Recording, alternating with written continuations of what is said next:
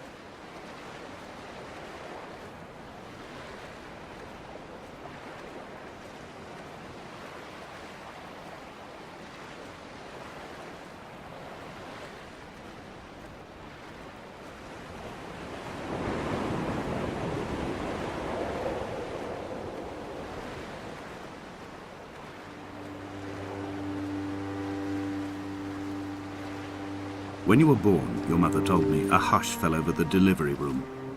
A great red birthmark covered the left side of your face. No one knew what to say, so you cried to fill the vacuum.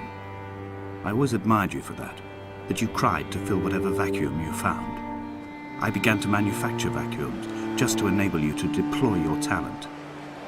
The birthmark faded by the time you were 6, and had gone completely by the time we met, but your fascination with the empty and its cure remained.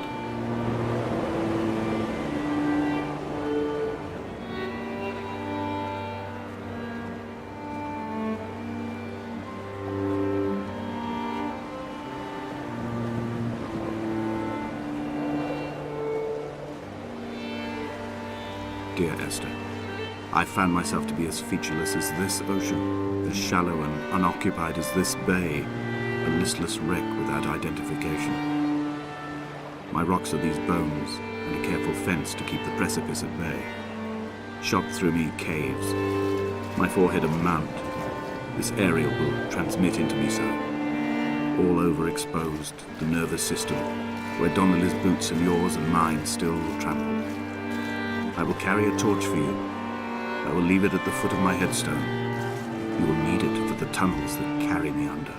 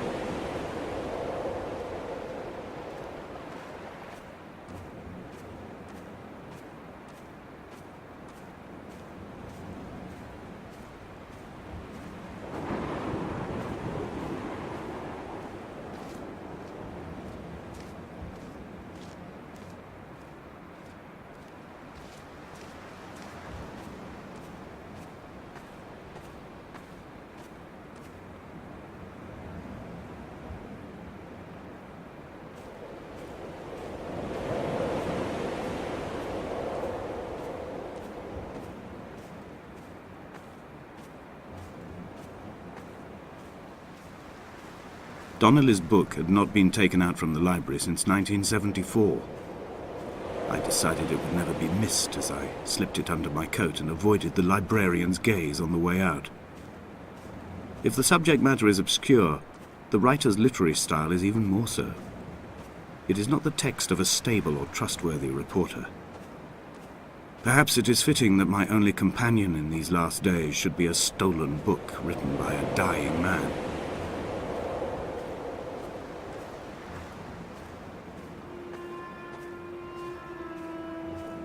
When someone had died or was dying, or was so ill they gave up what little hope they could sacrifice, they cut parallel lines into the cliff, exposing the white chalk beneath. You could see them from the mainland or the fishing boat, and know to send aid or impose a cordon of protection, and wait a generation until whatever pestilence stalked the cliff paths died along with its hosts. My lines are just for this: to keep any would-be rescuers at bay. The infection is not simply of the flesh.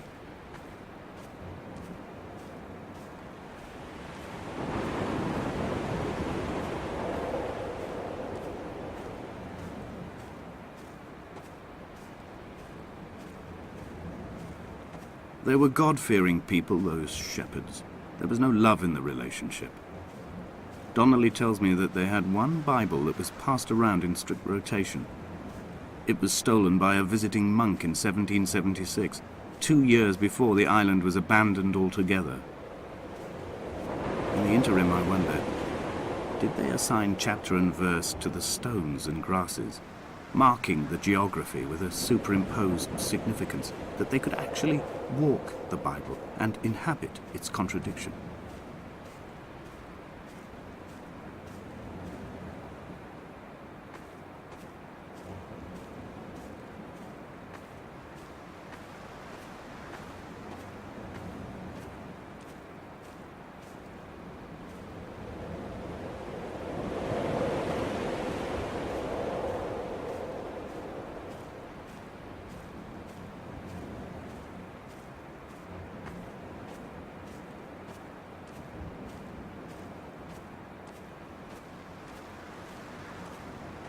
Dear Esther, I met Paul. I made my own little pilgrimage. My Damascus, a small semi-detached on the outskirts of Wolverhampton. We drank coffee in his kitchen and tried to connect to one another. Although he knew I hadn't come in search of an apology, reason or retribution, he still spiraled in panic, thrown high and lucid by his own dented bonnet. Responsibility had made him old. Like us, he'd already passed beyond any conceivable boundary of life.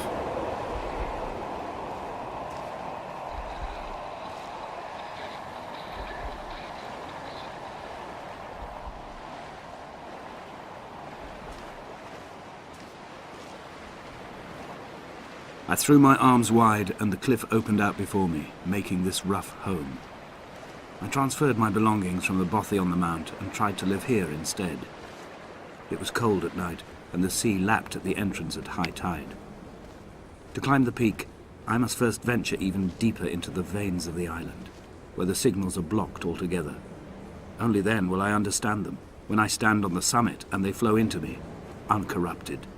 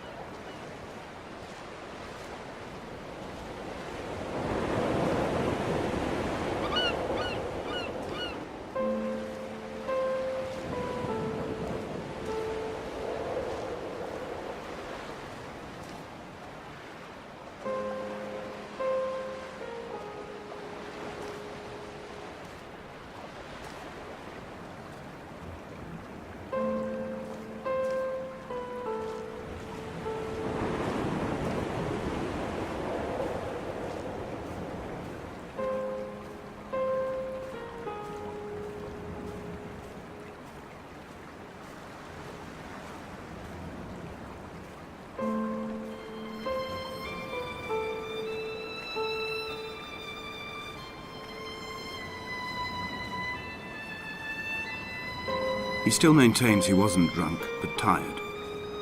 I can't make the judgment or the distinction anymore. I was drunk when I landed here, and tired too. I walked up the cliff path in near darkness and camped in the bay where the trawler lies beached. It was only at dawn that I saw the bothy and decided to make my temporary lodgings there. I was expecting just the aerial and a transmitter stashed in a weatherproof box somewhere on the mount. It had an air of uneasy permanence to it. Like all the other buildings here, erosion seems to have evaded it completely.